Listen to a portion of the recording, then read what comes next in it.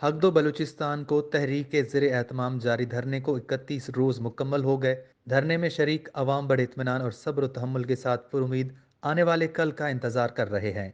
गोया उनको यकीन है कि कल हमारे मुतालबात पूरे होंगे और हम आज़ादी और आराम के साथ अपने समंदर और बॉर्डर पर मेहनत मजदूरी कर सकेंगे। इस सिलसिले में पाकिस्तान पीपल्स पार्टी का एक वफ्द, जिसमें मरकजी सेक्रेटरी जनरल सैयद नैयर बुखारी, सैयद खुर्शीद शाह, फरतुल्ला बाबर, कादर पटेल, सईद गनी और दीगर शामिल थे।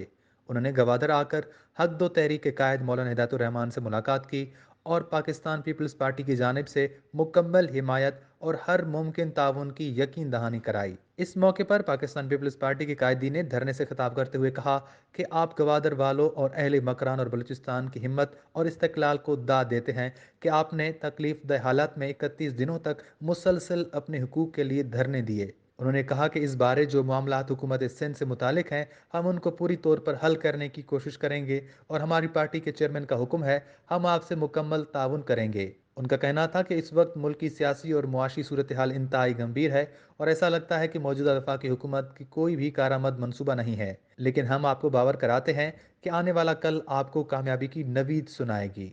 वश न्यूज़ गवादर।